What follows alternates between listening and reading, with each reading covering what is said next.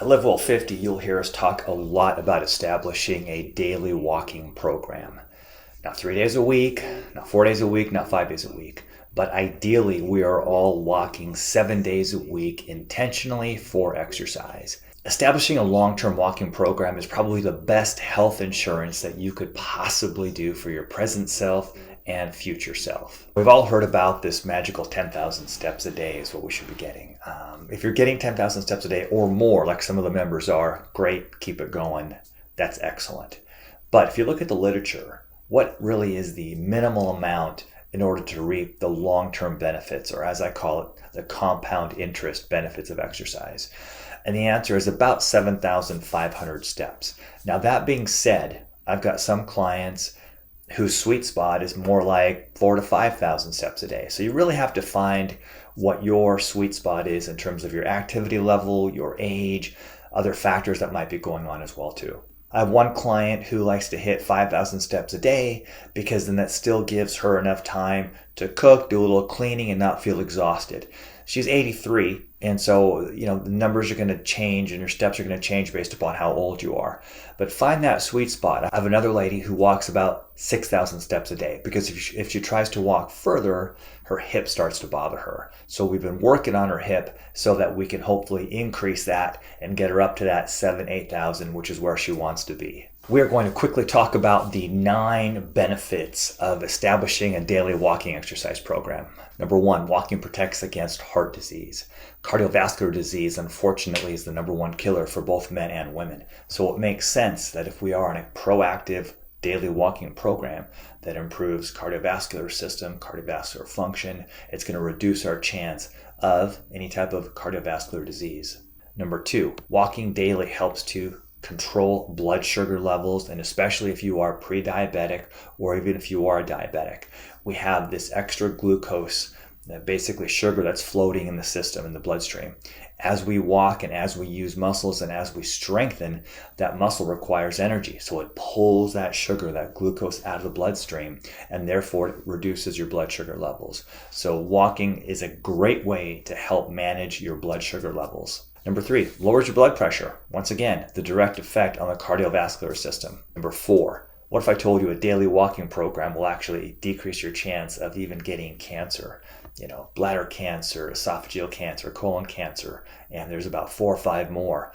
Bottom line on that is when you exercise, a lot of good things happen, and we're lowering our chance of chronic, sometimes potentially fatal diseases. Number 6, what if I told you our brains are shrinking? Yeah, I know it's not something that we all want to hear, but it's true.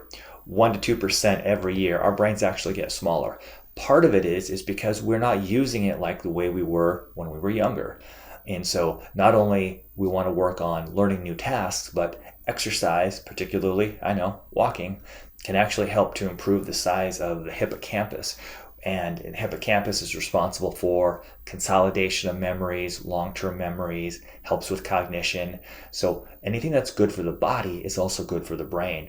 And so by regularly walking, you can actually not only prevent the decrease of your brain shrinking, but actually contribute to actually the brain growing a little bit. Number 6, improved sleep.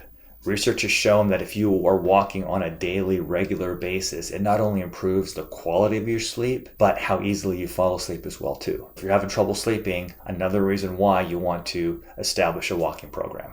Number 7 is a big one. A lot of my clients suffer from depression. And some of them are on medications, but they don't like the way they make them feel. Others are on the medication, but it's only working partially. Research has shown that a regular walking program can be just effective in certain situations as taking prescription medication for helping to reduce the signs of depression. Yeah, I know, right? So that's great.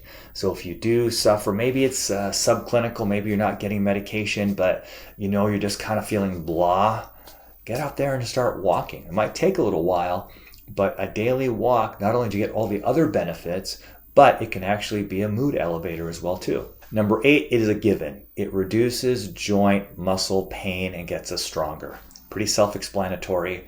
As we start to get more mature, our body starts to change. We have more age-related changes. Sometimes we have some arthritic joints. And the best thing that we can do for arthritic joints is movement. Now we might have to gauge it and grade it a little bit, but we do need to move, and walking is a great way to help improve mobility and joint flexibility.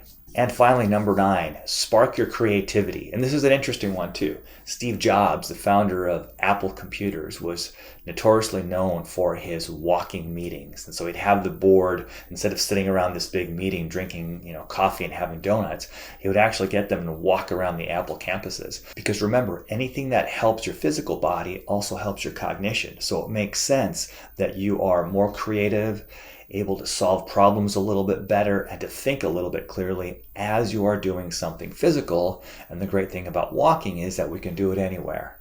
So improve your creativity by walking. In the next video, we're going to talk about specific advice for people who do have arthritis, and there's a few things to consider before jumping right into an exercise program.